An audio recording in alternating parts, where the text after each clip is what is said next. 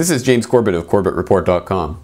And this is James Evan Pilato of MediaMonarchy.com, and we both welcome you to another important episode of The New World Next Week. So very much to go over as we're now heating up, and things seem to be heating up and rising on all sorts of levels. So we're going to get right into, of course, what is the top news of the week. Worldwide condemnation of Israel attack on Gaza aid ship. And we'll take this from an article from Kurt Nimmo, and this goes back to the day of the event, May 31st. And it's a somewhat snarky take where we're basically wondering if Israel will once again get away with murder. So reading, Israel will not suffer meaningful consequence for its brutal attack on a flotilla of ships headed for Gaza earlier, the 31st. It's reported the attack killed 20 humanitarian activists. The military commando raid set off a storm of international protest and drew condemnations from leaders of Spain, Sweden, France, Germany, the UN, the EU, and the Arab League.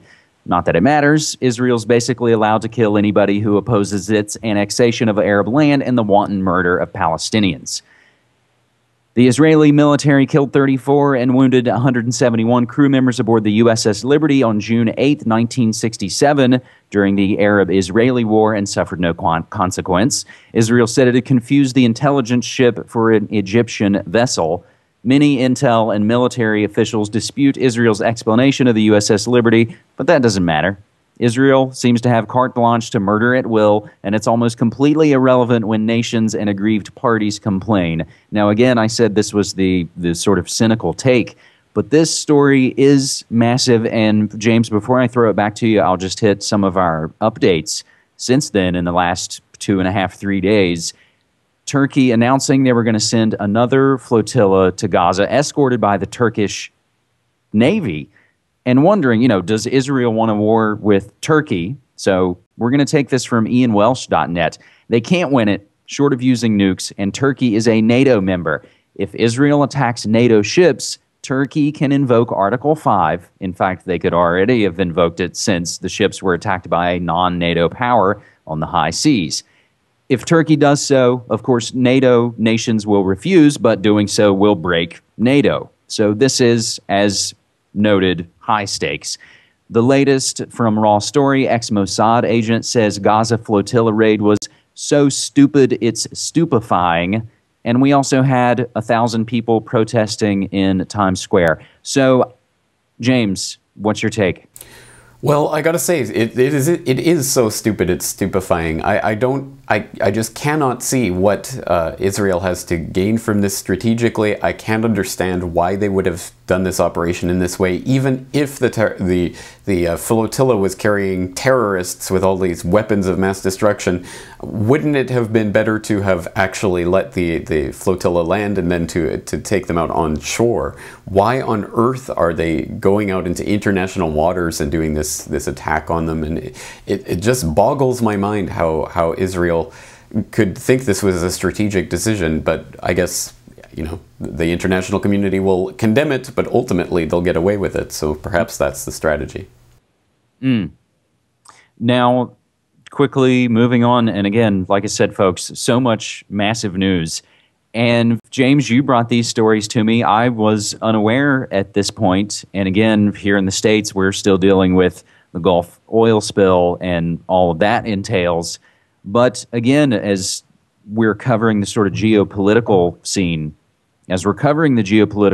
we see from the local.de, Kohler under fire for economic war remarks. Now, we're taking this back to the 27th. He's now resigned. German President Horst Kohler resigns. But let's jump back to the 27th to see why and how this started. Kohler sparked a political storm by suggesting Germany's military involvement in Afghanistan was partly motivated by its economic interests rather than solely to guarantee its security. In an interview he gave during a recent visit to the strife-torn country, Kohler appeared to say that the public debate about the war in Afghanistan was gradually facing up to the fact that protecting foreign trade was a legitimate reason for military action. The remarks from last Saturday to Deutschland Radio, which have now been seized upon by opposition politicians, and on and on and on and on. And again, the sidebar updates as I'm looking at this older article from the local.de is already showing photos of taking down Hearst Kohler's portrait in the halls. But now, James, we'll jump over to Japan and get this from JapanToday.com. The Liberal Democratic Party demanded that a general election be called as opposition parties intensified their attacks on the ruling Democratic Party of Japan and the government Wednesday after Prime Minister Yukio Hatayama announced his decision to resign. Not one problem has been solved. So let's get again to why this was going on. Jumping down a few paragraphs. Hatayama said he has decided to step down to take responsibility for his failure to resolve a dispute over relocating a U.S. military base in the way he's promised. James, what do these two stories have in common? Well, they're both based on the fact that these people were somehow tied into the American military adventurism that's going on in basically every theater of the world right now, including, of course, over here in Japan. A huge issue is the relocation of the army bases in Okinawa in Japan. And of course the Japanese people and the Okinawans especially are very opposed to these bases, and Hatayama came in last year saying they were going to get them out of Okinawa, and that was a hugely popular thing and a lot of people were behind it, and he ended up not being able to do that, and basically he bit off more than he could chew. And it started to become ridiculous in the last few weeks. He even kicked someone out of his cabinet because they were opposed to his new plan to move the armed base somewhere else within Okinawa. So that was a big boondoggle for him. But perhaps it's not so surprising in Japan, where we have a new prime minister every 8 months or so. This is the fourth new prime minister in 4 years, so perhaps not that surprising. But the German president, I understand this is the first time that the German president has ever not served out his full term, so it's pretty huge that he's stepping down. And again, it's only because he told the truth about what the war in Afghanistan is really about, and saying it was about economic interests. But yeah, it's just amazing that that this is happening right now, but I guess we're starting to see who's really in control of these governments, and it's definitely not the people. Well, now, doesn't that lead us into our final story then? So moving to Russia Today, RT.com, and this is a follow-up on, James, your most recent episode of Corbett Report 131, Bilderberg 2010, and it's also going to set us up for some updates, I believe, to come. But again, from RT.com, and the headline immediately grabbed me. Secret Society investigation revealed to European Parliament. The results of long-standing research on a secret society were presented at the European Parliament on Tuesday by Daniel Estulin, author of the bestseller The True Story of the Bilderberg Group. Secretive and elite, the Bilderberg Group, which unites some of the world's most powerful people, has been meeting behind closed doors for decades. Its activities have become shrouded in a mist of conspiracy theories, with some claiming its members are trying to create a new world order. Investigative journalist Daniel Estulin has just revealed to the European Parliament all he claims to have discovered about the Bilderbergs. Now, this goes into some quotes, and again, this and all of the other contextual supplemental links will be provided to you in the show notes for this episode. But James, you've been covering this. You've already talked to Daniel Estulin, and I believe you also have an upcoming interview to go over just what was put on the record and put out to the world at the European Parliament.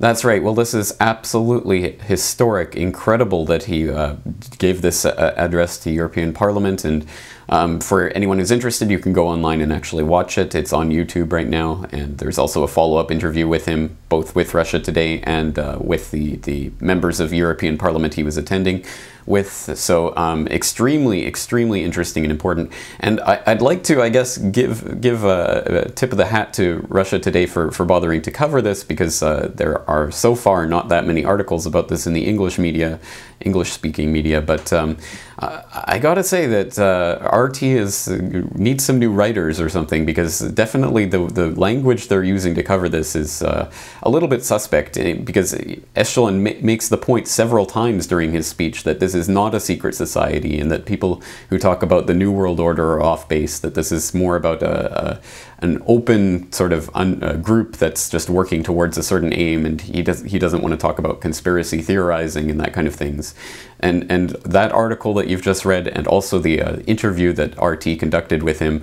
both seemed a bit dismissive of the information, in that it's theorizing, or that's an interesting theory, and things like that. So I'm not exactly keen on the way they're covering that, or at least the language they're using. But hey, at least they're covering it, which is more than we can say about, well, any other corporate media outlet in the States. And well, and James, if I can interrupt you, as we're starting to run out of time here. Speaking of conspiracies, I just want to throw out that I'm going to be actually at Conspiracy Con in Santa Clara, California this weekend. Not in any official capacity, but I'll be the guy with the MediaMonarchy.com, a t-shirt on. So if you see me, come up and we'll chat. And more importantly, the Bilderberg meeting that we were referencing is to go on in Spain June 3rd through the 6th, James. Absolutely. Well, I'm looking forward to hearing about the conference, so definitely I hope people will stay tuned to MediaMonarchy.com. James Evan Pilato, thank you very much. Thank you. Take care.